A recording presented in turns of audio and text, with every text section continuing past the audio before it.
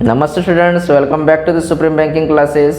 मेरा नाम है mister Harish and I am a managing director faculty at Supreme Banking Classes. सबसे पहले आपने इस वीडियो को देखने लायक समझा तो इसके लिए आप सभी का मैं बहुत बहुत धन्यवाद देना चाहता हूँ।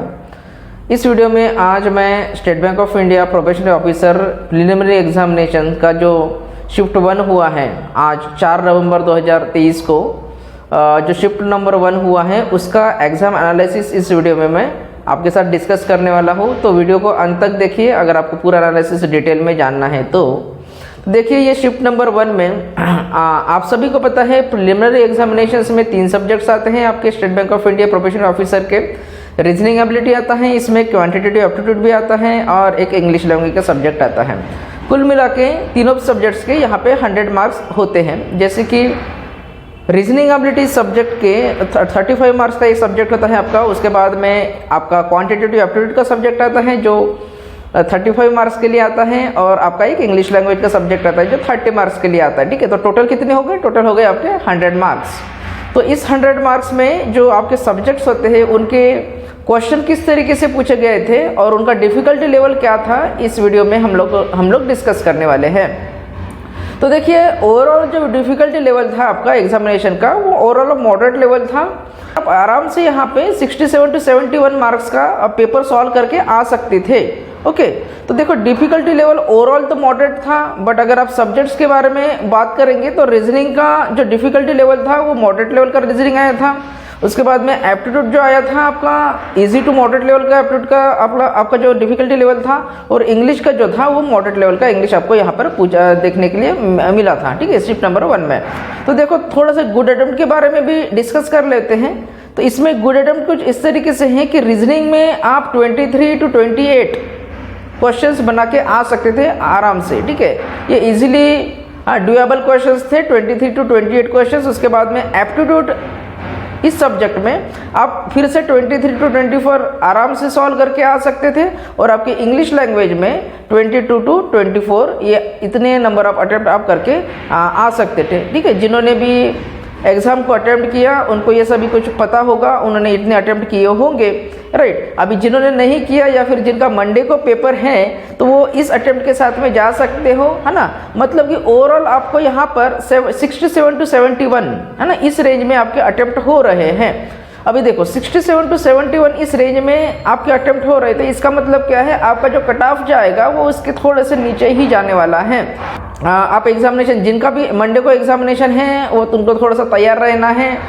एग्जामिनेशन आपके सामने आने वाला है, आप उसको आराम से शांत दिमाग से जो है अटेम्प्ट करके आइएगा, ताकि आपका प्रिलिमिनरी एग्जाम क्लियर होके आप जो है मेंस एग्जामिनेशन के लिए अपियर हो सकते हो, राइट। अभी देखिए रीजनिंग में पजल्स एंड सिटिंग अरेंजमेंट के बारे में उसने 20 क्वेश्चन मतलब कि 20 मार्क्स का यहाँ पर पूछा गया था रीजन इस पजल्स एंड सिटिंग अरेंजमेंट के क्वेश्चंस में। यानी यहाँ पे देखिए 4 पजल्स आपको पूछे गए हैं, है ना। पजल्स एंड सिटिंग अरेंजमेंट के 4 पजल्स यहाँ पर आपको पूछे गए हैं।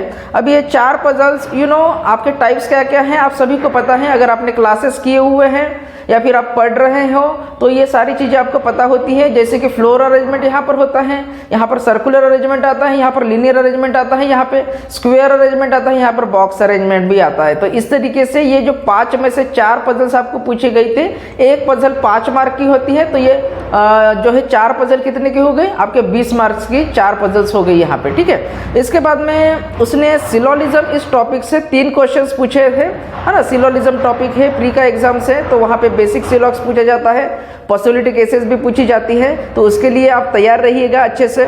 उसके बाद में Chinese coding, okay, Chinese coding जो है इसमें आपको 5 मार्क्स के लिए पूछी गई थी, तो गुड लक। चाइनीज़ कोडिंग बहुत आसान सा टॉपिक है, मैंने अपने क्लासेस में इसको एक्सप्लेन करके बताया था बच्चों को, राइट। तो आप सभी को ये आता ही है।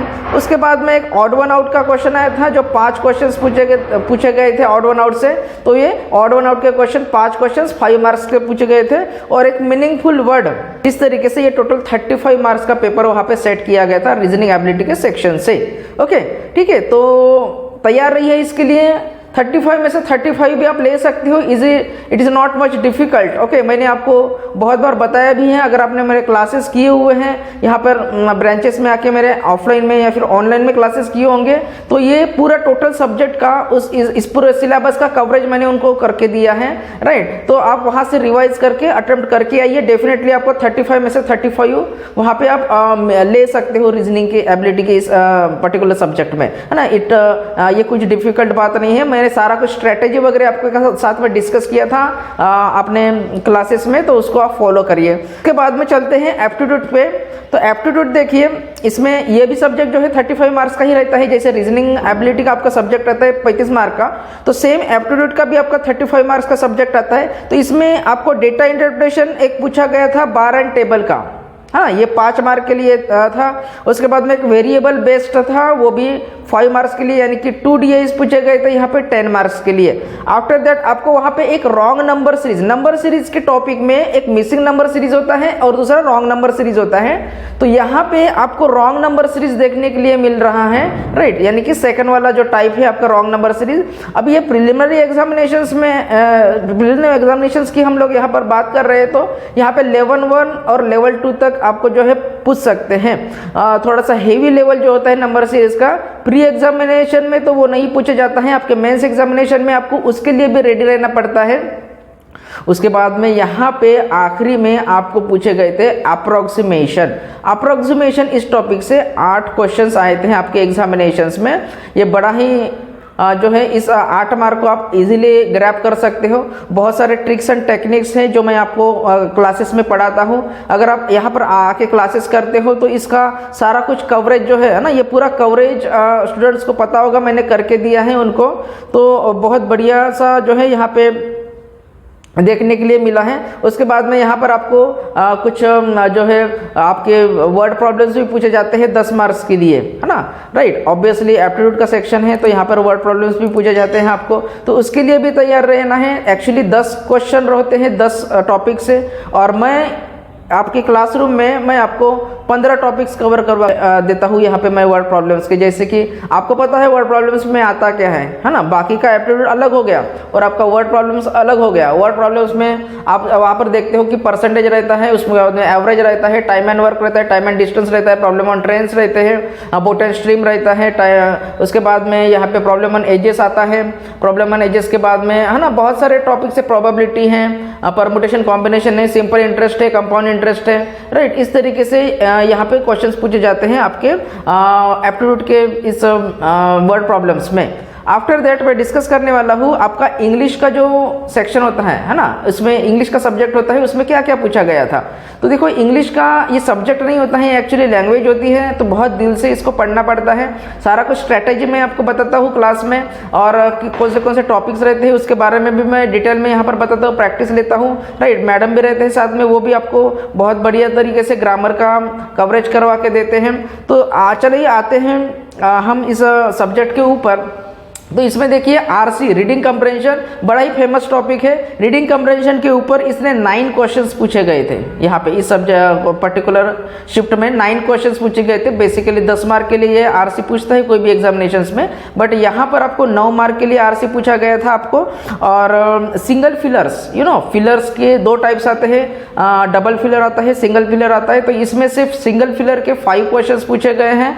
उसके बाद में फ्रेजल वर्ब, इसके 5 क्वेश्चन पूछे गए हैं। एरर करेक्शन डिटेक्शन के 5 क्वेश्चंस पूछे गए हैं, और पैराजम्बल के यहाँ पे 5 क्वेश्चंस पूछे गए थे। इस तरीके से आपका इंग्लिश का जो सब्जेक्ट होता है वो सब्जेक्ट आपका 30 मार्क्स का होता है स्टूडेंट्स। ओके, तो 30 में से आप बहुत बढ़िया स्कोर कर सकते हो अगर आप इसकी प्रॉपर स्ट्रैटेजी बनाते हैं। जो मैंने आपको क्लासरूम में टॉपिक्स पढ़ाए थे, उस टॉपिक्स के ऊपर अच्छे से आपने अगर हाथ बिठा दिया, एक बार उस कॉन्सेप्ट्स को सीख लिए हैं, इंग्लिश को अटेम्प्ट कैसे करना है, ये सारा कुछ आपने अगर सीख लिया तो इंग्लिश में भी बहुत बढ़िया स्कोर आता है। कौन कहता है नहीं आता है, राइट, फाइन। तो इस तरीके का आपका ये इजी टू मॉडरेट लेवल का पेपर था, राइट। ओवरऑल आपका SBI प्री प्रीलिम्स का जो एग्जामिनेशन था तो वो मॉडरेट टू इजी लेवल का जो है एग्जामिनेशन था। आप आराम से 67 to 70 मार्क जो है इसमें अटेम्प्ट करके आ सकते थे। तो जिनका भी अभी मंडे को पेपर है प्रीलिमिनरी का, तो उनके लिए बहुत काम में आने वाला है वीडियो। आप अच्छे से इसको करके जाइए और स्कोर करके आप मेंस एग्जामिनेशंस के लिए जो है क्वालिफाई हो जाइएगा, ठीक है। तो ऐसे ही अगर आपको वीडियोस देखनी है तो प्लीज़ चैनल को सब्सक्राइब किए, वीडियो को लाइक करिए। And again thank you so much for watching my video. धन्यवाद।